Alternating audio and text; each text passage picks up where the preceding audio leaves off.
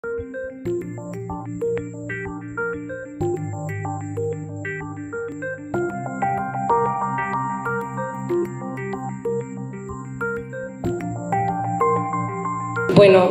cada uno va a dar una visión distinta sobre esta temática que anunciamos recién, y espero que después podamos tener algún contacto con ustedes.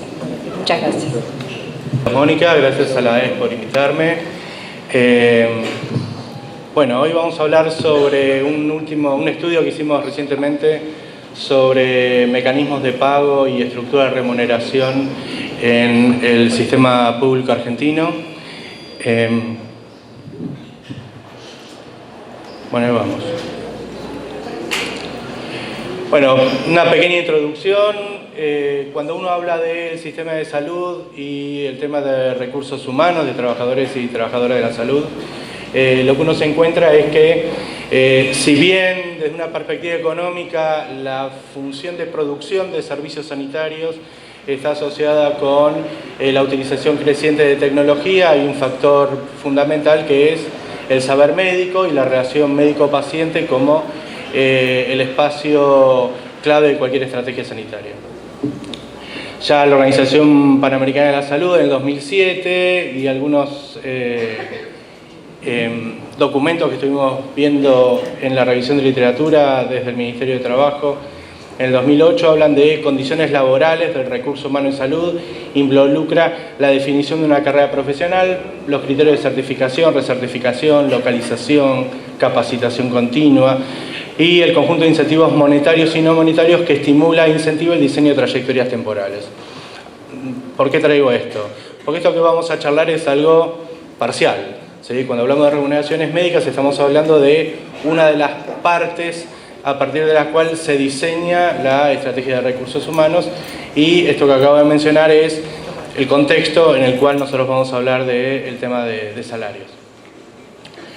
El otro tema es que si bien uno se ha avanzado muchísimo, incluso en el ámbito local, en la discusión de incentivos, mecanismos de contrato al interior del sistema de salud, y yo soy culpable de algunos de esos estudios, lo que queremos ver es en realidad avanzar en la discusión sobre remuneraciones médicas, que es un tema bastante tabú, poco se ha estudiado sobre el tema de remuneraciones médicas en Argentina, así que estamos abriendo la caja de Pandora.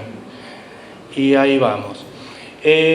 Uno de los principales motivos por el cual nos ponemos a trabajar en términos de salarios médicos es que, más allá de la discusión sobre derecho a la salud y la idea de que la salud debe ser algo que deba ser garantizado y que el Estado debe intervenir para poder garantizar ese derecho, hay una discusión que es la que combina el problema de cómo utilizar recursos que son limitados para garantizar esos objetivos. Entonces ahí es donde el mercado o sea, la economía y el tema de salud interactúan y se influyen mutuamente. Así que la idea desde una perspectiva económica para analizar salarios médicos tiene que ver con un planteo más general, y es cómo hacer para que ese derecho a la salud sea efectivamente garantizado. Y a partir de eso nos ponemos a trabajar en temas de condiciones de mercado, estructuras de contrato y remuneraciones. Les voy a complicar un poco la vida. ¿Listos? Ok, cuando nosotros hablamos de remuneraciones médicas, desde una mirada del economista, lo que estamos planteando todo el tiempo es de platas, ¿sí? Y sabemos que en realidad el incentivo a trabajar que tiene un médico o cualquier profesional de salud está asociado no solamente con un tema de plata, sino también con remuneraciones no monetarias. Esas remuneraciones no monetarias están vinculadas, por ejemplo, en el hospital soy jefe de servicio y se trae prestigio, aprendo en el hospital público, estoy en contacto con la gente que realmente necesita de la atención. O sea, que hay un componente de remuneración no monetaria, o sea, algo que a mí me reditúa, pero no en términos de platas, o capaz que no en platas al corto plazo, y que a mí me pesa al momento de tomar una decisión, ¿sí? La formulita esa de arriba lo que está tratando de plantear es eso. O sea, nosotros tenemos un componente de este pi-t, que es la remuneración total, que es igual a la suma ponderada de una remuneración monetaria, ese pi-m, y una remuneración no monetaria, o solidaria, o social, como quieran llamarlo, que es pi-s.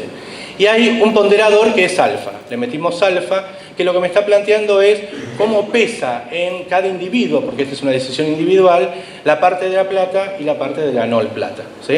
Si uno tiene al doctor Cureta, se encuentra que alfa es igual a 1. O sea que todo es guita, ¿sí?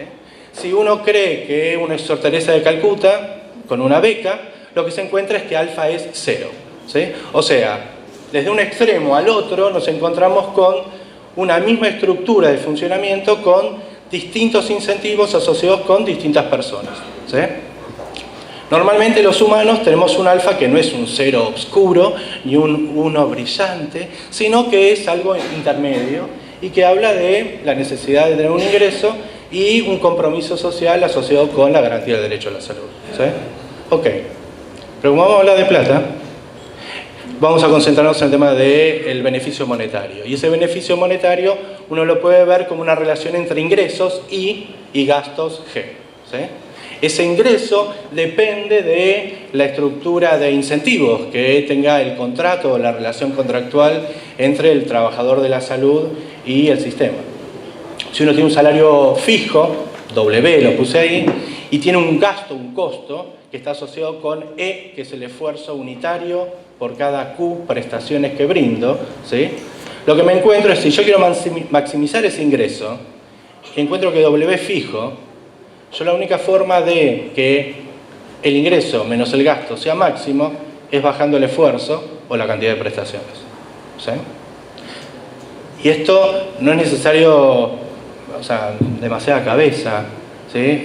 Tiene que ver con que en la medida en que el salario no está asociado a desempeño, la única forma de control que yo tengo de mi ingreso total es o el esfuerzo que le pongo, que está un proxy de calidad si querés, y la cantidad de prestaciones, ¿sí? Normalmente los médicos no tratan de afectar la calidad de la prestación, salvo que tengas un alfa asquerosamente 1, ¿sí?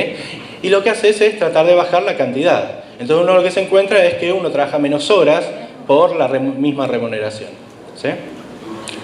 En la medida que el salario sea más bajo, el incentivo a subprestar es mayor, ¿sí? Salvo que vos tengas un alfa terriblemente cercano a 0 y vos entiendas que la política sanitaria está asociada con la buena voluntad de los individuos y no con esta combinación de factor monetario y no monetario, ¿no?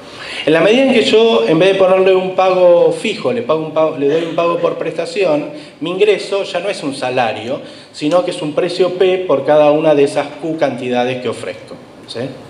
Yo tengo incentivos a prestar a morir, porque en la medida que aumento Q, el P por Q sube. El problema es que si yo aumento Q de un lado, del lado positivo, aumento Q del lado negativo. O sea que yo aumento mi ingreso, pero también aumento la cantidad de prestaciones que doy. Y eso tiene un incentivo a bajar E, que es la variable de ajuste. O sea que uno se encuentra que en la medida en que el P sea más bajo, el P por Q va a ser más alto, y el E, el esfuerzo, la calidad, va a ser más bajo todavía.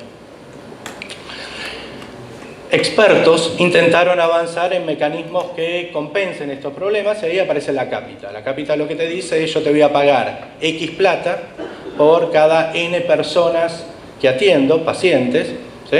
Esa cápita se le resta el E por Q famoso que estábamos hablando y te da el ingreso. La idea es que la cápita tiene algún mecanismo de autocontención. En la medida en que yo quiero bajar E o Q, ¿sí? Lo que estoy haciendo es poniéndole menos pila a la atención. Entonces los N me van a bajar, la gente se me va a ir, ¿sí? Entonces yo, de angurriento, voy a bajar mi ingreso por intentar bajar el gasto. Los defensores de la cápita te dicen eso como argumento.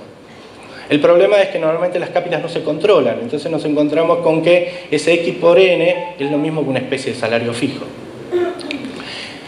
La idea esta lo que da lugar es a mecanismos mixtos, o sea, yo te pago un pago por prestación más un techo presupuestario, o te pago una cápita más un premio por prestación. O sea, lo que voy buscando son combinaciones que me cierren en términos del financiador y del prestador. Y ahí aparece algo que es crucial, y es que el mecanismo de pago que yo impongo en un sistema de salud está asociado con la capacidad de negociación de las partes, ¿no? O sea, si yo, financiador, soy el único comprador del sistema, mi capacidad de transferir riesgo financiero aguas abajo aumenta. Entonces yo te voy a pagar un salario fijo, te voy a hacer una cápita. En la medida en que yo soy un anestesiólogo, lo que me voy a encontrar es que mi poder de mercado es mucho mayor y por tanto a mí el financiador no me va a poder capitar. Porque si no, yo no anestesio a nadie, ¿sí? Entonces, el riesgo asociado con el financiamiento está vinculado con el riesgo epidemiológico que resulta de esta relación, ¿sí? Una síntesis de eso está planteado en este gráfico, que proviene de una estructura tradicional de la economía industrial, que es el paradigma de estructura, conducta, desempeño, y que lo que nos dice es que en cualquier sistema, y esto lo podemos aplicar a salud, existen unas condiciones básicas, que es el circulito de arriba, que en nuestro caso en salud son los determinantes sociales de la salud, que influyen sobre la estructura sectorial. La estructura sectorial son los prestadores de las clínicas, los sanatorios, los médicos, las prepagas, las obras sociales, yo, Mónica, Arnal, todos, o ustedes, todos, ¿sí? Formamos parte de la estructura que ofrece y o demanda servicios de salud. Nosotros nos relacionamos a través de conductas. Los mecanismos de pago están ahí, ¿sí? Entonces, dadas unas condiciones básicas, esa estructura hace que los actores se comporten, se relacionen entre ellos y terminan dando indicadores de desempeño. Esos indicadores de desempeño los podemos medir en tasa de mortalidad infantil, tasa de embarazo adolescente, equidad en el consumo, gasto de bolsillo, cantidad de consultas de la embarazada, llámalo H. La política pública, ¿qué hace? Observa esos indicadores de desempeño y dice, ¿están buenos? No. Si están buenos, dejo que el sistema siga operando. Si no, trato de cambiar esos indicadores. ¿Cómo hago? Opero sobre las condiciones básicas, red de agua potable, asignación universal por hijo, ¿sí? Opero sobre la estructura,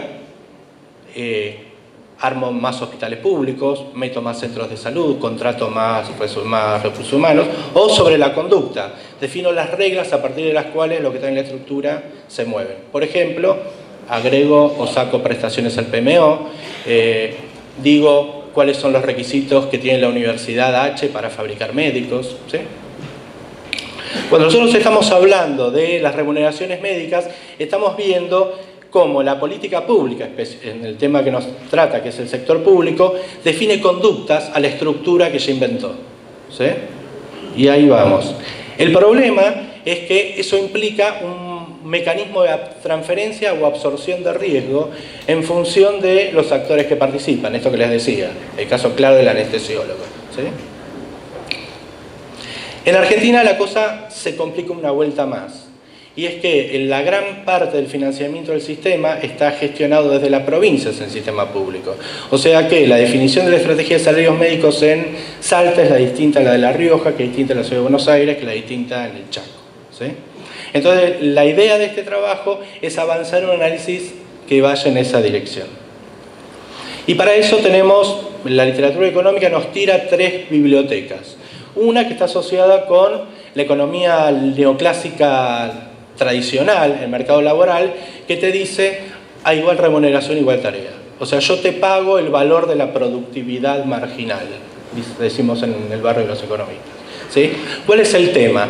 El tema es que esto no necesariamente es así, y la razón es porque cada provincia se echa su marco normativo propio. Entonces esas relaciones laborales están asociadas con una estructura, unas reglas de juego que difieren entre una provincia y la de al lado. La otra cosa es la estructura tecnológica. Si yo tengo más plata, tengo más equipamiento, lo que yo demando del médico, del enfermero, es distinto que si yo trabajo en un hospital donde la tecnología es de hace 14.000 quintillones de años luz atrás. Entonces, esto lo que plantea es que distinto marco normativo, distinta tecnología se mueve en una estructura de puja distributiva, ¿sí? Katz y Muñoz, ¿qué año? Y lo que nos muestra es que el planteo tradicional no necesariamente se aplica. Para complicarlo un poquito más, trabajamos bajo relaciones de información asimétrica, ¿sí? Acá estamos cansados de hablar acerca de esta relación de principal agente, que el médico sabe más que el paciente y que el seguro, y por tanto tiene riesgo de comportamiento oportunista, etcétera, etcétera. Por tanto, el contrato no es solamente el modo en que se define el vínculo de costo y pago, sino que también es una forma de resolver, lo más que se pueda, ese problema de información. ¿Sí?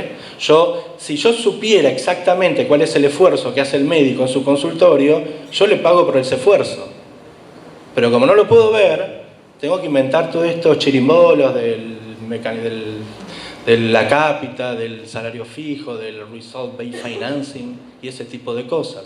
O sea, la perfecta observabilidad no existe, y el problema de eso es que heredamos un problema de información asimétrica y generamos incentivos para poder hacer que, a pesar de que yo no te vea, vos haces lo que yo necesito que vos hagas.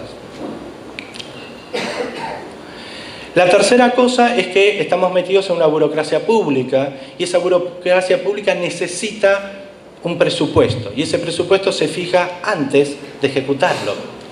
¿Sí?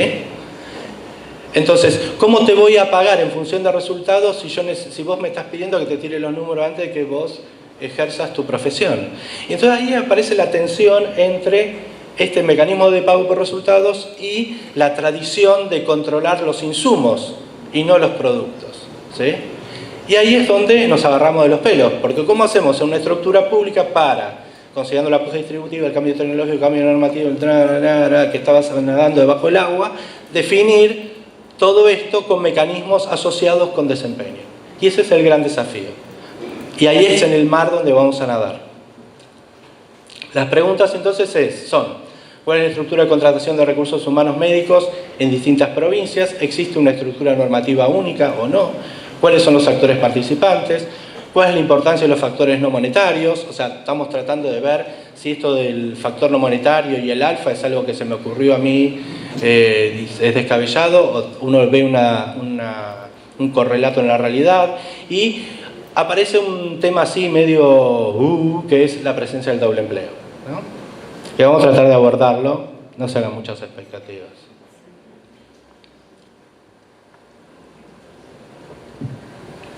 Tomamos 5 provincias: Salta, La Rioja, Chaco, Neuquén, y agregamos la ciudad de Buenos Aires.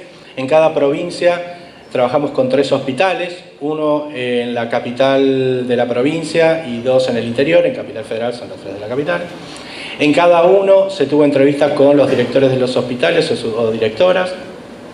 Se tomó una muestra de médicos, médicas, y se le hizo una entrevista de elección múltiple para ver el tema de doble empleo, remuneración y calidad del espacio laboral, y contamos con las grillas salariales de los 3 hospitales de las 5 provincias. Milagro. Lo que vamos a hacer es mostrar los resultados de 3 de ellas, que son las en negrita: Salta, La Rioja y Ciudad de Buenos Aires, porque el estudio lo terminamos hace 2 semanas y no me dio para meter el PowerPoint todo. Pero si a ustedes les interesa, el trabajo ya está terminado y algún día va a ver la luz. Remuneraciones monetarias y no monetarias. Bueno, acá hablamos un poco del triquiñiqui metodológico. En las 3 jurisdicciones que analizamos tenemos 381 profesionales, 123 en la ciudad, 129 en las otras 2 provincias. En cada uno 3 hospitales, más o menos una muestra similar en cada uno. No quiero abundar en esto porque se van a aburrir. Vamos a los datos. Lo que se encuentran es la primera columna, jurisdicción; segundo, hospital, y lo que le preguntamos es cuánto era. Acá esto es datos de la encuesta, de datos administrativos. Esto nos lo dio, nos dieron los ministerios. ¿Cuánto es personal permanente? ¿Cuál es transitorio? ¿Cuánto es tiempo determinado con factura o presentación de factura? O sea, uno, en la medida que se va para allá, de ustedes, hablamos de más informalidad. Y lo que nos encontramos es buenas noticias, ¿sí? Que el promedio en las 3 jurisdicciones si lo extendemos a las 5 nos da lo mismo, es que el personal permanente es un montón, o sea, llega al 71%. Y la segunda es el tiempo determinado con aportes, que es casi un 25%. O sea que esta reivindicación famosa de formalidad en el empleo se cumple y yo no diría que es coordinación, yo diría que es casualidad. En las provincias más o menos los porcentajes son similares. Tenés más en Ciudad de Buenos Aires, casi un 79, un 71 en Salta, un 63 en La Rioja. O sea, a la medida que uno aumenta el nivel de desarrollo, aumenta la capacidad de presión de los profesionales de la salud, aumenta la capacidad de formalizar el empleo. Entonces nos encontramos que, a pesar de las diferencias de negociación, el promedio es relativamente alto. En Salta aparece mayor flexibilidad. Remember que Salta tuvo procesos de privatización de hospitales, gestión privada del principal hospital materno-infantil, vuelta al sector público. Eso lo que generó fue todo un cimbronazo en términos de formalización del empleo. La segunda pregunta que hacemos tiene que ver con jornada laboral. Esto es a las mismas bases de datos y nos encontramos con que ahí es más disperso. El 37% de la muestra tiene entre 37 y 44 horas y entre 25 y 36 el 28%. Un 15% más de 45 horas, o sea que en los papeles la parte del león, más del 80%, tiene un empleo de 25 horas o más. Puede fallar, pero es así en la teoría. La relevancia de los pagos, acá lo que vimos, fuimos viendo los datos en términos de por qué te pagan el básico y qué otras cosas, los rubros, productividad, presentismo, capacitación, premios por consultas, premio por cirugía, prestación horaria diferencial, cantidad de guardias, y ahí lo que nos encontramos es que la parte del león son las guardias, ¿sí? Las provincias aparece el tema de modo de incrementar el salario básico a través de las guardias. Esto obviamente difiere en provincias, entre las provincias, por ejemplo, Neuquén, que no están en los datos pero está en el estudio, al atarte el empleo a que vos tengas muy poca capacidad de trabajar en el sector privado, el nivel de guardias baja. En otras provincias hay un tope que está asociado con el tema del impuesto. Esto lo mencionamos en alguna otra charla. Cuando uno va a Salta, el médico te dice: yo la tercera guardia no te la hago porque la tercera guardia me la come el impuesto, ¿sí? Entonces tenemos un tema de restricción asociada con un tema normativo. El sindicato médico en Salta, digo en Salta porque recuerdo esta conversación en particular, se queja al Ministerio de Salud de la provincia y el Ministerio de Salud de la provincia dice: yo no defino las reglas del impuesto a las ganancias. Y esto tiene que ver con la naturaleza del federalismo argentino. Los impuestos los ponemos en algún lado, me quedan 5 minutos.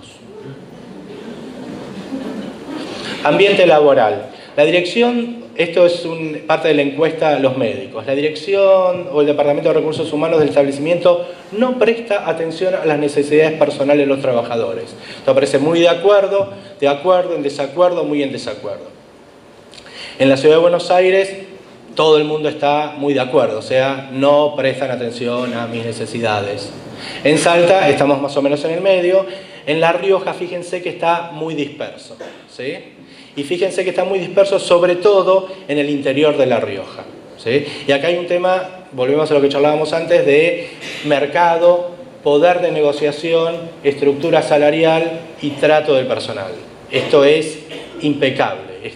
O sea, la teoría la bajás y dices: uy. Remuneraciones no monetarias. En este establecimiento tengo posibilidades de tener crecimiento profesional. Y lo que uno se encuentra es que la gente está contenta, en la mayoría, salvo en estos 2 hospitales de La Rioja del interior, todo el mundo está de acuerdo con esto.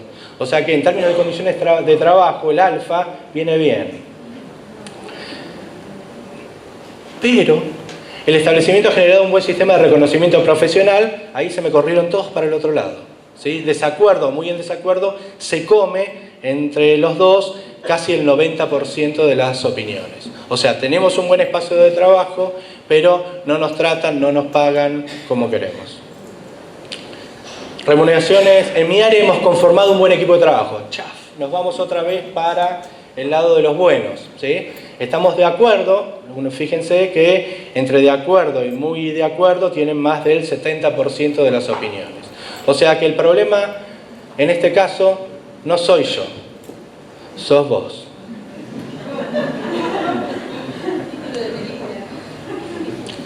Remuneraciones en términos globales, siendo una gran satisfacción con el trabajo que realiza un establecimiento. Y acá aparece algo muy interesante para analizar, porque si bien la media aparecen de acuerdo, la dispersión es muy grande. Ciudad de Buenos Aires es más quejona, ¿sí? Se tira más al desacuerdo, Salta se tira más para el acuerdo, y La Rioja tiene esta segmentación entre La Rioja capital y el interior. En términos de información administrativa, lo que preguntamos fue salario bruto y neto, y lo que vemos acá es para cada uno de los 3 hospitales el salario bruto y neto promedio, ¿sí? El tema es que acá no vemos muchas diferencias, lo que suena bueno. El problema es que nosotros no podemos decirle al médico, usted por favor podría decirme la cantidad de horas que efectivamente trabaja, para poder poner el denominador y saber cuál es el salario por unidad, por hora trabajada. No intentamos hacerlo. ¿Cuál es el otro tema que aparece acá? Es que el espacio de trabajo difiere entre hospitales y entre provincias, y eso está asociado con la calidad del funcionamiento del empleo. Y ahí aparece el tema de la norma y la discrecionalidad, ¿sí? O sea, la forma de el presentismo o no presentismo está vinculado con esto de, como yo te pago poco, no te pago por desempeño y el salario es bajo, yo tampoco te voy a andar corriendo atrás para que vengas las 8 horas. Entonces aparece como algo que sabemos pero que no decimos, y que es, no vas a poder trabajar las 8, y yo no voy a hacerte trabajar las 8 horas, ¿sí? Y entonces aparece como parte de la estructura del salario médico, aparece el tema de cuánto trabajas y cuánto yo entiendo que vos estás cobrando y que corresponde con lo que debieras, ¿sí? Sí, para mí no es todo. Y después aparece el otro tema, que es el factor remunerativo, que es otra buena noticia, ¿sí? Normalmente uno habla de factor remunerativo y no remunerativo, y el factor remunerativo debería ser la parte del león, y es la parte del león. En la Ciudad de Buenos Aires el 80% es un factor, forma parte del remunerativo. En Salta, si bien hay dispersiones, está alrededor del 80-78%, y en La Rioja está alrededor del 75%. O sea que si bien hay dispersión, esa dispersión no necesariamente es alta, ¿sí? Y esto otra vez avala la discusión sobre calidad de empleo, reivindicación salarial, sindical, etcétera, etcétera. Y acá hay un tema que tiene que ver con el componente remunerativo por antigüedad, que lo voy a obviar porque me quedan 2 minutos. Doble empleo. ¿Cómo te pregunto si tenés otro empleo? Si vos trabajás 8 horas. Entonces lo que te pregunto es cuántos empleos tenés, cuántos son dentro del sector público y cuál es el porcentaje de tu ingreso total que está asociado con tu empleo público. No te pregunto de platas, ¿sí? Ustedes podrán decir, no es perfecto, y yo te puedo contestar, tenés razón. Pero es lo más cercano que tenemos. Y aparte lo que está bueno es que es inconsistente. O sea, uno a través de los hospitales, a través de las provincias, rural, urbano, más pobre, más rico, nos encontramos que hay una racionalidad que tiene que ver con mayor posibilidades de empleo afuera del hospital, mayor es la cantidad de empleos no públicos que tenés, menor es la proporción del ingreso público dentro de tu ingreso total. O sea que, si me están macaneando, lo hacen parejo, ¿sí? Entonces, yo le pongo una ficha a estos números, ¿sí? Fíjense, en la primera columna es cantidad de puestos totales, sube, la medida que yo voy La Rioja, Salta, Cava, y en términos de participación del ingreso, baja, ¿sí? Más bajo en ciudad, después sigue Salta, después sigue La Rioja. Cuando uno le agrega Chaco, es precioso, te da igual. Si uno le agrega Neuquén, no. Porque en Neuquén te retiene la matrícula para que labures en el sistema público. Y acá los voy a hacer sufrir un poco. son unas regresiones que estamos tratando de mostrar cuáles son los determinantes del salario, ¿sí? El determinante del salario, yo digo, bueno, ¿qué explica el salario médico? Por un lado, la jornada laboral formal. Y acá nos encontramos que el coeficiente da positivo y significativo. O sea, más horas vos me decís que trabajás, más estás cobrando. La otra tiene que ver con un especialista. O sea, si vos sos especialista, cobrás bastante más. Experiencia en el hospital, antigüedad, más. Pesa más la especialidad que la antigüedad. Ojo, esto es por año. O sea, cada año de trabajo te aumenta un 1.7% tu ingreso. Después aparece una dummy por sexo. Entonces yo le puse, si sos hombre, 1, si sos mujer, 0. ¿Y qué esperaba yo? Que diera significativo, o sea, el tema de discriminación en el mundo laboral. Chicas, no da, ¿sí? O sea, lo que aparece es que en términos de género no hay diferencia, ¿sí? Entonces, hablando con colegas me dicen, está bien, pero lo que pasa es que acá hay un tema de si las mujeres acceden a puestos de jefatura, ¿sí? Y ahí no tenés problema tampoco. O sea que el tema de género y salario no se ve en salarios promedios, no se ve en acceso a jefatura. Sin embargo, se ve en acceso a dirección de hospital. ¿Sí? El 80% de los directores de hospital son hombres, ¿sí? Después metí una dummy por el Hospital Público Materno Infantil de Salta, porque tiene esta estructura contractual distinta, por jefatura te dan más plata, por desempeño académico no, así que no estudien. El proxy de motivación aparece significativo y aparece una variable que con esto, después me quedan las conclusiones, es el tema de conflicto, ¿sí? Nosotros por hospital, hablando con los directores o directoras médicas, lo que decíamos era, decime, ¿cuál es el nivel de conflictividad, alto, medio, bajo? ¿Y cuál es el número de conflictos que tenés en tu hospital en el último año? Y lo metimos como una variable dentro de esta regresión. Y da lindo. Lo que te muestra es que el nivel de conflicto aumenta el salario.